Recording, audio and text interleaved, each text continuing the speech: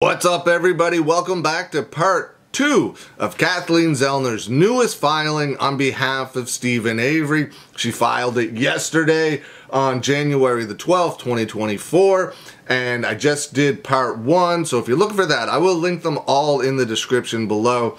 This is part 2, and we're going to pick right up where we left off. On August 16th, 2022, Steven Avery filed his third motion for post-conviction relief. Steven Avery filed an amended motion on December 6, 2022. Steven Avery's motion set forth newly discovered evidence that third-party Bobby Dassey was seen in possession of the victim's vehicle after her disappearance. Thomas Sawinski contacted the Innocent Project about this matter in 2016, although Mr. Sawinski originally believed it was Steven Avery's trial defense attorney that he contacted in 2016.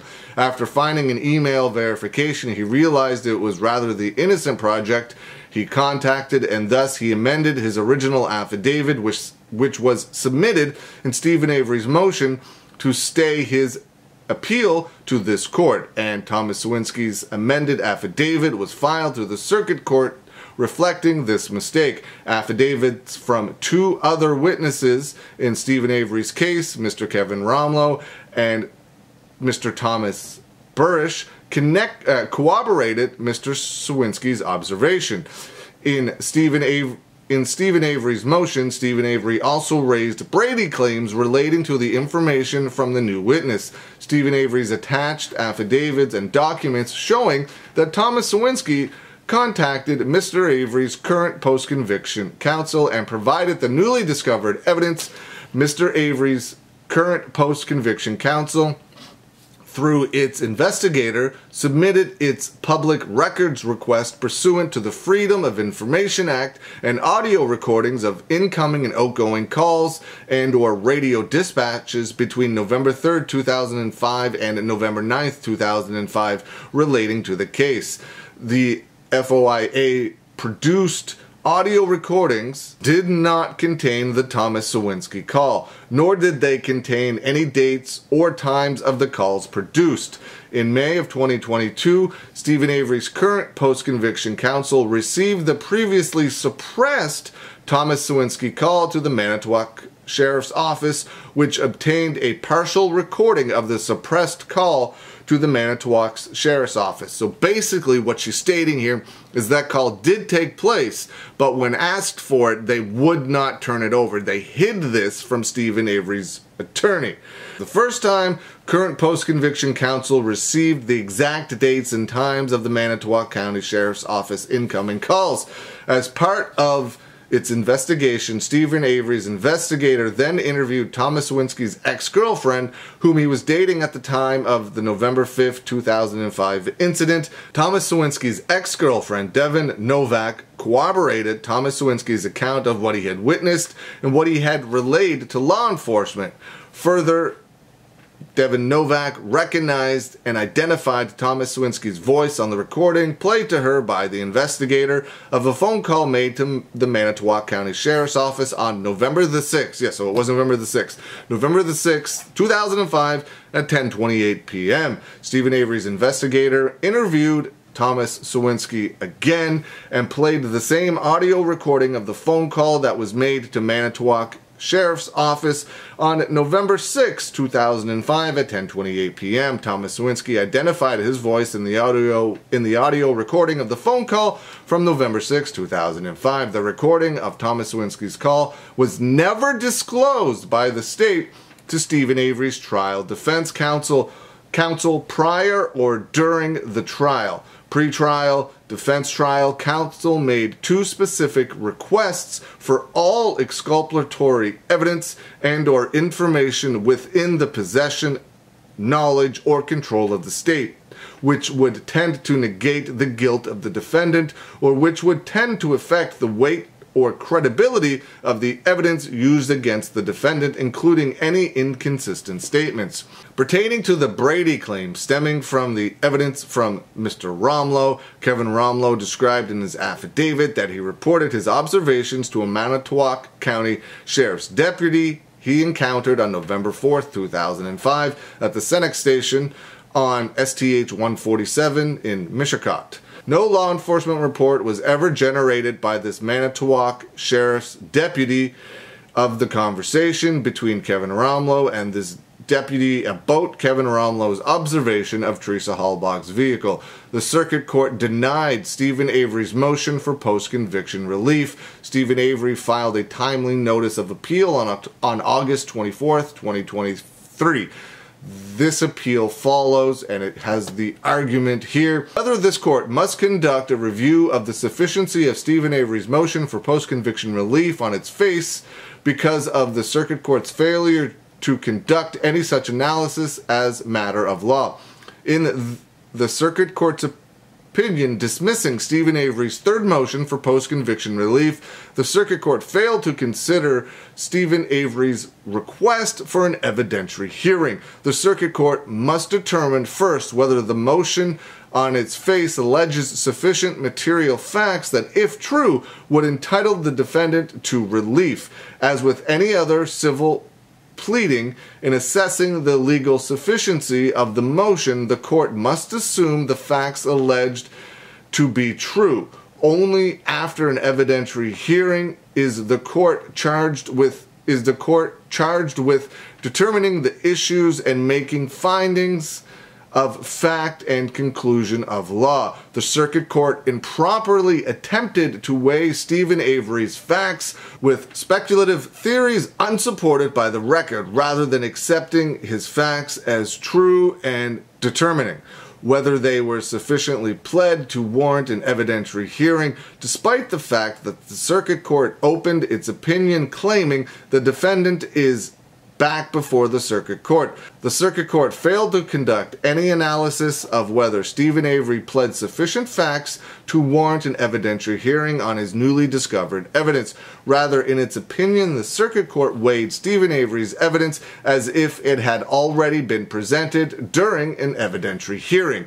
An evidentiary hearing is nothing more than an intermediate step toward the objective of being granted a new trial. It is not an end in itself. The evidentiary hearing is a form to prove allegations in a motion for post-conviction relief. Stephen Avery's motion for post-conviction relief states what he is set to prove if he were granted an evidentiary hearing. An evidentiary hearing would prove Stephen Avery with the opportunity to prove his pleaded claims that he is entitled to a new trial. Avery's motion contained all the proof necessary to show that he was entitled to a new trial. He would not need an evidentiary hearing. In Stephen Avery's prior appeal to this court, after the circuit court denied his second motion for post-conviction relief, the court properly was guided by the law for determining whether an evidentiary hearing is warranted. The court correctly stated the law.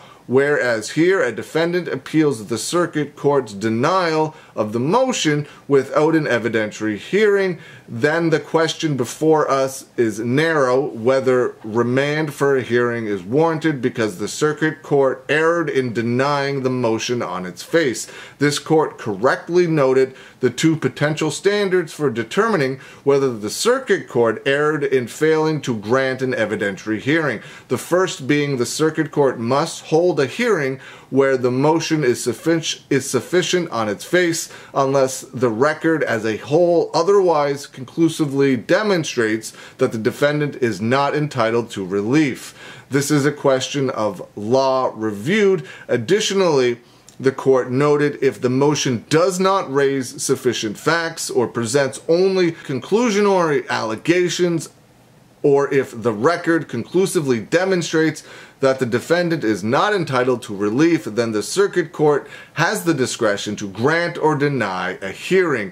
In such a case, this court reviews for an erroneous exercise of discretion. Here, the circuit court never conducted an analysis on whether Stephen Avery pled sufficient facts to warrant an evidentiary hearing, nor made the requisite finding that the record conclusively demonstrates that the defendant is not entitled to relief. This court should revise the circuit court's ruling denying Stephen Avery's motion because it failed to requisite findings established by case law. whether the circuit court improperly imposed a burden on Stephen Avery to conclusively prove the Denny motive element in order to satisfy the prongs of Denny. This circuit court maintained State versus Edmonds by requiring Stephen Avery to conclusively establish Bobby Dassey's motive to murder Teresa Halbach in this motion on its face in order to satisfy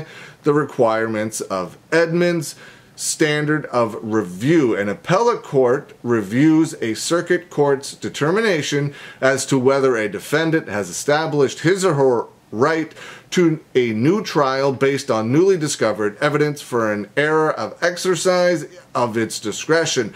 A court properly exercises its discretion if it relies on relevant facts in the record and applies the proper legal standard to reach a reasonable decision. Thus, this court will find an error exercising of its discretion if the circuit court's factual findings are unsupported by the evidence, or if the court applied an erroneous view of law. Burden of proof. One motion for post-conviction relief is the defendant has the burden of proof. The defendant must show his entitlement by relief by clear and convincing evidence. To obtain an evidentiary hearing, a motion for a new trial on the basis of newly discovered evidence, the defendant first must show specific facts that are sufficient by clear and convincing proof to demonstrate that the evidence was discovered after conviction. The defendant was not negligent in seeking the evidence. The evidence is material to an issue in the case, and the evidence is not merely cumulative. Argument.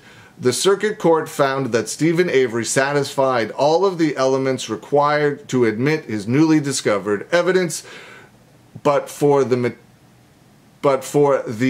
requirement of Edmonds, the circuit court imposed a new Denny requirement that Stephen Avery must establish that Bobby had motive established by conclusive evidence to commit the murder of Teresa Halbach to meet the Edmonds requirement. Specifically, the circuit court stated, a review of the record and the defendant's argument revealed that he failed to satisfy the third standard of the Edmonds test, as well as the motive element of the Denny test, which, with respect to the Edmonds test, the defendant argued that the evidence was offered was material to an issue in the case because it was established that there was a viable third-party suspect that could have committed the murder of Teresa Halbach, and such evidence was never presented to the jury for consideration, undermining confidence in the verdict reached.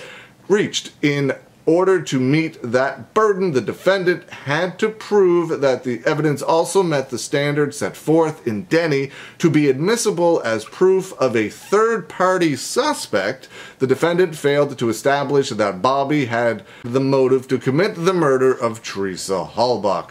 According to the circuit court, Stephen Avery would have to satisfy two tests for the circuit court to admit the affidavit of Thomas Sawinski into evidence. The circuit court improperly found that the material of Stephen Avery's newly discovered evidence is exclusively contingent upon its satisfaction of the Denny test for admissibility of the potential third-party suspect evidence.